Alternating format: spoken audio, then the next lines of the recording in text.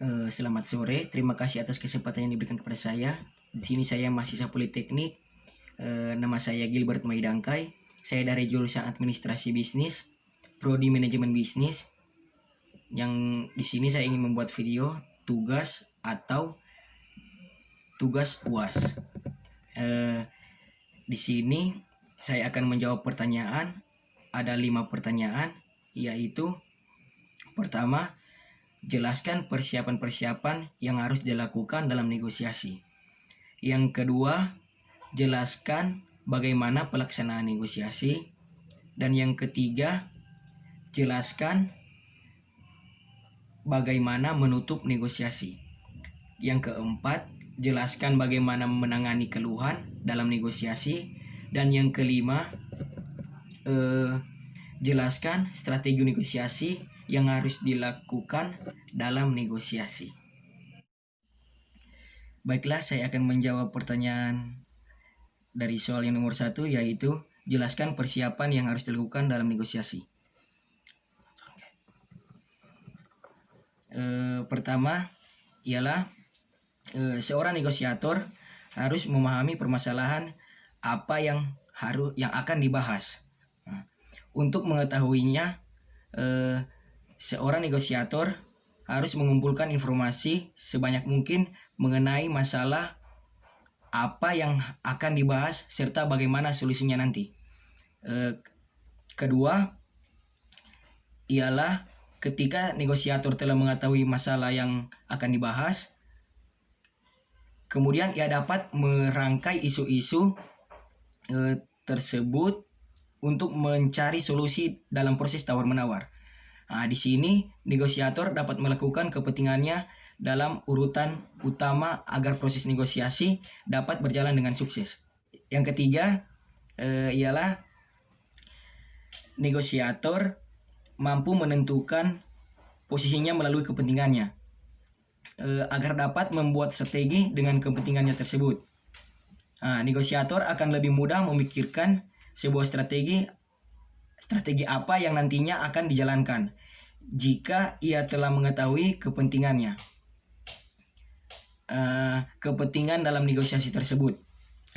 Keempat ialah menentukan batas tawar-menawar dan memilih solusi alternatif.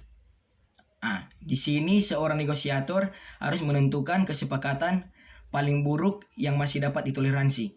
Jadi apabila ada potensi mengalami kerugian dalam dalam pencapaian kesepakatan, tentu dapat diminimalisir. Yang kelima ialah mengatur target dan menentukan pembukaan tawaran pada lawan negosiator. Dalam hal ini, negosiator akan mencapai kesepakatan negosiasi yang maksimal ketika ia dapat mengatur targetnya sendiri yang harus dicapai. Dan yang keenam ialah penilaian terhadap konstituen dan implikasi terhadap lingkungan sosial. Konstituen yakni pihak pengambil keputusan, di mana seorang negosiator harus dapat menilai pihak pengambil keputusan agar dapat memprediksi apakah target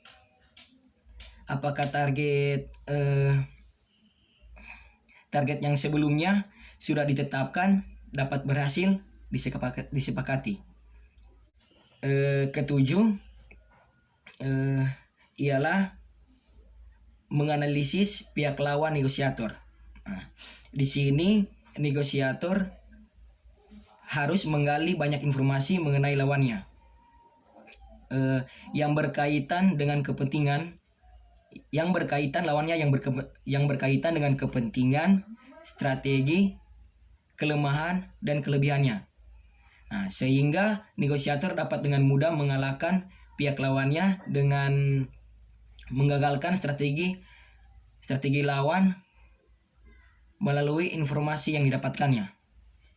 Kedelapan ialah menyampaikan isu kepada pihak lawan dengan disertai fakta-fakta yang jelas dan argumen yang kuat yang dapat mendukung keberhasilan proses negosiasi. Kita masuk pada yang ke-9. Yang terakhir ialah negosiator mampu memahami protokol-protokol dalam bernegosiasi. Nah, di sini negosiator harus mengerti dengan protokol yang ada serta patuh terhadap segala aturan di dalamnya. Negosiator juga harus mematuhi agenda yang dilaksanakan ketika bernegosiasi, tempat pelaksanaan, jadwal, serta siapa saja yang terlibat di sana. Baiklah, saya akan menjawab pertanyaan nomor 2, yaitu jelaskan bagaimana pelaksanaan dalam negosiasi. Yang pertama yaitu persiapan dan perencanaan. Nah, negosiasi yang baik tentunya membutuhkan proses persiapan dan perencanaan yang matang. Dengan terlebih dahulu melakukan background check terhadap apa yang akan dinegosiasikan. Dengan siapa kita akan melakukan proses negosiasi. Nah, proses ini juga perlu mempelajari apa yang menjadi tujuan dari lawan, apa persepsinya, apa karakteristiknya. Nah, dalam persiapan dan perencanaan ini kita perlu memfokuskan pada kekuatan dan kekurangan yang perlu diperbaiki. Dan yang kedua, mendefinisikan aturan-aturan pokok. Setelah proses persiapan dan perencanaan dilakukan, selanjutnya yang perlu ditetapkan adalah mendefinisikan aturan-aturan pokok atau pedoman dalam negosiasi, seperti apa yang boleh dan apa yang tidak boleh. Nah, yang paling penting tentu saja adalah tujuan utama yang telah ditetapkan. Nah, pedoman atau aturan-aturan pokok perlu mendefinisikan batasan-batasan, misalnya jika terjadi deadlock atau ketidaksepakatan, apa yang perlu dilakukan pada tingkatan apa seorang negosiator boleh menurunkan tuntutannya. Yang kedua, klarifikasi dan justifikasi. Nah, dalam proses ini para pihak yang melakukan negosiasi akan melakukan penjelasan terhadap maksud dan tujuan masing-masing pihak. Dalam tahap ini informasi akan diberikan kepada masing-masing pihak. Nah, tentu saja kuantitas dan kualitas informasi yang diberikan tergantung pada strategi negosiasi apa yang akan dipilih, apakah distributif atau integratif.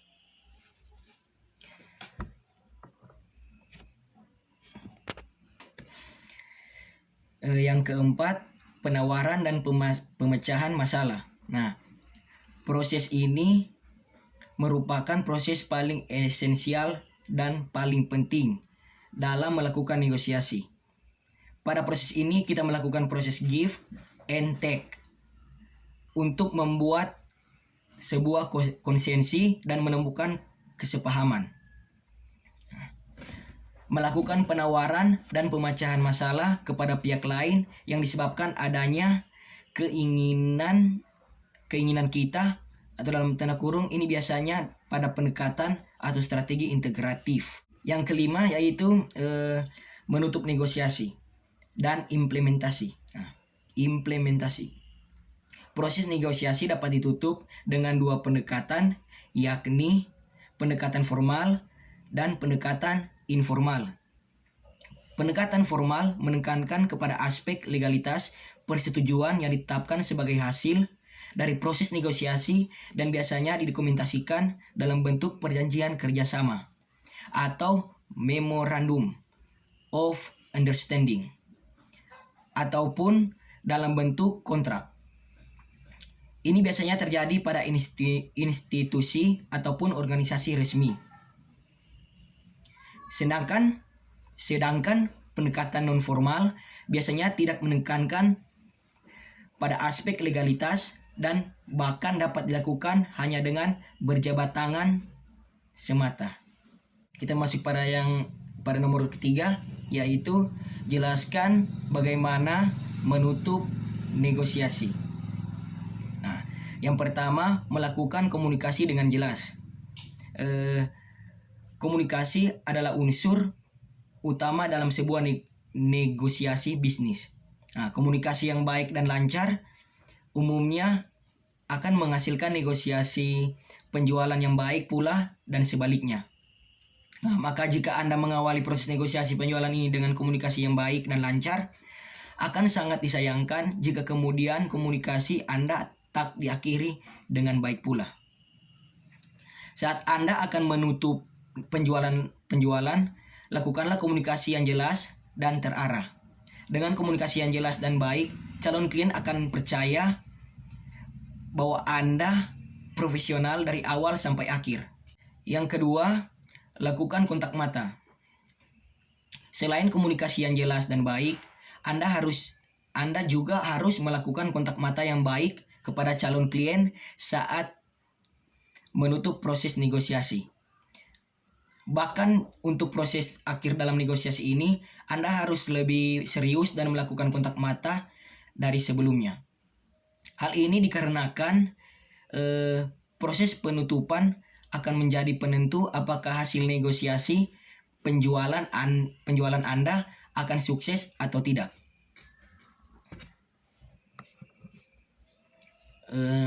Yang ketiga, tetap percaya diri, optimis, dan positive thinking.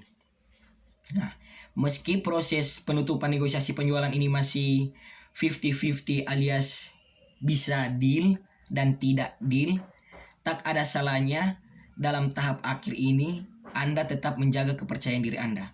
Rasa percaya diri Anda juga dijaga sampai akhir akan membuat calon klien merasa bahwa Anda orang yang kuat dan optimis. Kesan yang baik ini tentu akan membawa hubungan yang baik dan langgeng antara Anda dan calon klien Anda. Yang keempat, berikan sedikit humor. Nah, humor adalah obat sebuah ketegangan dan beban pikiran. Nah, maka setelah Anda dan calon klien sudah serius dalam presentasi dan tanya jawab dalam proses negosiasi itu, Anda bisa membuat sedikit humor pada akhir sesi penutupan ini. Dengan humor, proses penutupan negosiasi penjualan yang akan dilakukan akan terasa sangat terbuka dan menyenangkan. Nah, dari keadaan tegang saat presentasi, suasana akan kembali mencair dan tidak membosankan. Hasilnya, calon klien pun akan merasa senang dengan Anda dan hubungan Anda dengan calon klien pun akan terjalin dengan baik seterusnya meski saat itu kesepakatan deal belum tercapai. Yang kelima, selalu tersenyum.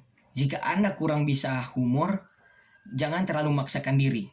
Nah, Anda bisa tersenyum, melakukan cara lain.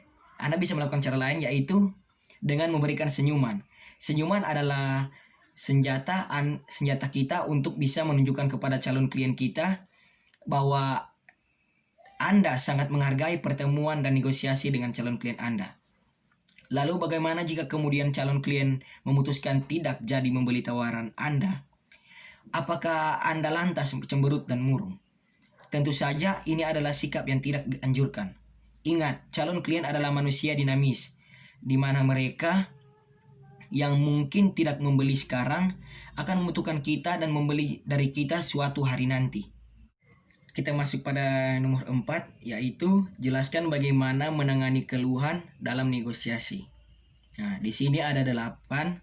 Nah, yang pertama saya akan menjelaskannya yaitu jadilah pendengar yang baik untuk meredakan emosi pelanggan. Nah, ketika pelanggan melakukan komplain atau keluhan, maka hal pertama yang mereka inginkan adalah agar keluhan dan pendapat mereka didengarkan.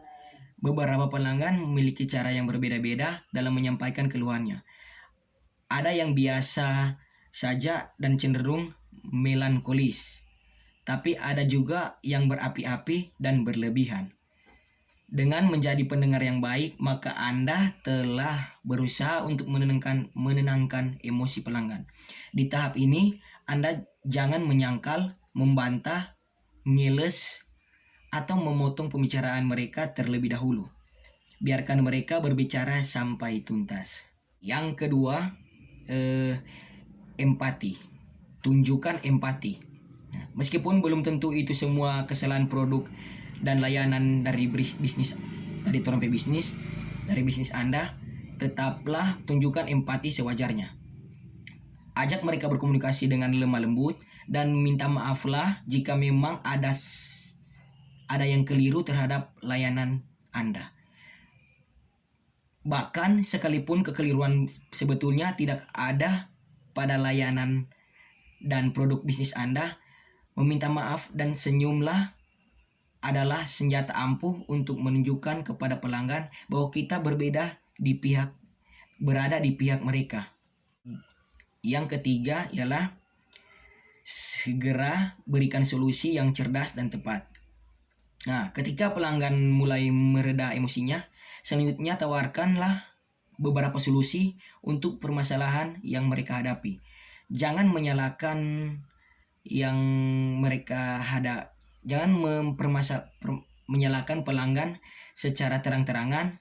Nah, tugas Anda adalah berada di pihak mereka. Anda harus tetap tenang dan memberikan mereka solusi yang cerdas dan terbaik, sehingga kedua belah pihak merasa saling diuntungkan dan kepercayaan pelanggan terhadap bisnis Anda kembali secara sedia kala.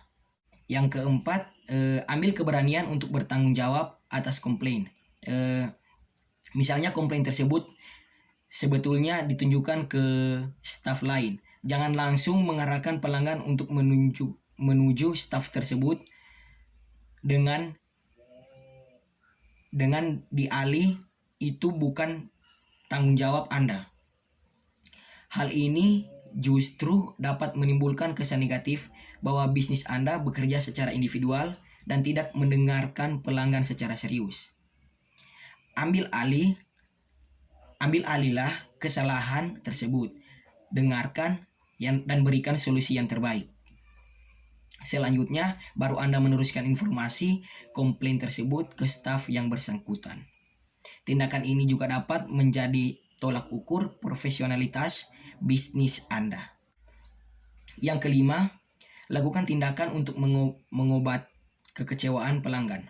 Nah, meskipun Anda telah memberikan solusi yang terbaik untuk pelanggan, jika dirasa perlu, maka tawarkan paket khusus dan hadiah gratis untuk produk tertentu, voucher diskon, atau diganti produknya dengan yang lebih baik. Ini hampir sama dengan poin nomor 3 tadi. Namun sifatnya sebetulnya adalah tambahan ketika solusi yang terbaik untuk pelanggan telah Yang keenam, bersikaplah luwes, jangan kaku. Nah, banyak orang yang berubah menjadi kaku dan grogi ketika menghadapi pelanggan yang sedang melakukan komplain atau keluhan. Sikap kaku seperti ini padahal dapat memicu perasaan kurang lega di hati pelanggan. Nah, untuk menghindari hal seperti ini, maka posisikanlah mereka sebagai sahabat atau saudara yang kita anggap serumah, yang membutuhkan perhatian kita. Nah, sehingga kita dapat lebih luwes, tenang dan santai ketika berhadapan. Nah, bayangkan seandainya Anda di posisi mereka. Nah, tentu Anda ingin diberikan kenyamanan dan senyum hangat, bukan? Nah, maka lakukanlah hal tersebut. Yang ketujuh, catat semua komplain sebagai bahan evaluasi. Nah, komplain adalah salah satu komponen penting untuk meningkatkan layanan bisnis kita kepada pelanggan. Ambillah komplain tersebut sebagai hal yang serius sehingga Anda dapat menghindari komplain yang sama berulang-ulang kali. Yang kedelapan yaitu berdayakan semua karyawan untuk dapat mengatasi komplain dengan baik. Nah, di dalam bisnis, meningkatkan pelayanan dan kualitas adalah hal yang sangat penting agar pelanggan tetap setia dan bisnis dapat berkembang dengan baik. Nah, maka dari itu, jika bisnis Anda sudah memiliki karyawan dan cukup besar, penting sekali agar setiap karyawan yang berkaitan dengan pelayanan dan produk agar memiliki kemampuan untuk memproses dan mengatasi komplain dari pelanggan yang lainnya. Kita masuk pada nomor 5, yaitu jelaskan strategi negosiasi yang harus dilakukan dalam negosiasi.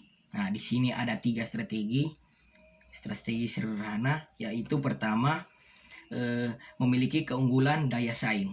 Nah, yang pertama ini, dengan bargaining power yang tinggi, negosiator bisa mempengaruhi proses negosiasi ke arah yang diinginkannya. Misalnya, jika kita dalam posisi penjual, nah, kita harus memiliki minimal 2 pembeli atau lebih. Nah, dalam prinsip persuasi ini disebut prinsip validasi sosial dan prinsip kelangkaan, yang membuat produk yang kita jual menjadi berharga tinggi karena tampak laku serta terasa terbatas kesempatannya untuk dimiliki. Daya saing yang unggul juga bisa didapatkan dari nilai tambah yang tidak dimiliki pesaing. Yang kedua, keyakinan diri yang kuat. Nah, prinsip persuasi yang digunakan adalah otoritas, di mana sang negosiator harus memiliki kepercayaan yang tinggi. Nah, karena bersikap selayaknya seorang ahli tanpa menunjukkan rasa takut atau mengekspos kelemahan, kepakaran yang dipersepsikan dalam proses negosiasi bisa berupa kepemilikan wawasan dan pengetahuan yang lebih banyak daripada lawan. Negosiator perlu mengembangkan juga kemampuannya dalam bidang psikologi, meningkatkan keahlian sosial dan interpersonal. Nah, serta mempelajari prinsip-prinsip persuasi. Yang ketiga, kreativitas yang fleksibel. Nah, negosiator yang baik harus siap mengaplikasikan exit strategi jika negosiator menemukan jalan buntu. Nah, namun negosiator yang ulung bisa berinovasi dengan menyiapkan atau memiliki banyak solusi yang potensial tanpa perlu mengorbankan banyak poin penawaran dengan berpikir kreatif. Nah, kembali lagi, persiapan adalah kunci penting dalam bernegosiasi. Nah, pengumpulan data intel dan informasi dini memang mutlak diperlukan. Nah, segala kemungkinan harus bisa diprediksi dan dipersiapkan agar arah negosiasi tetap sejalan serta terus bisa diselaraskan dengan tujuan awal. Itu tadi pertanyaan yang sudah saya jawab dari tugas atau pertanyaan UAS kami sebagai mahasiswa. Di sini jika ada kesalahan atau kemungkinan kata-kata yang tidak baik dalam bertutur kata, saya minta maaf. Sekali lagi terima kasih atas kesempatan. Sampai bertemu lagi.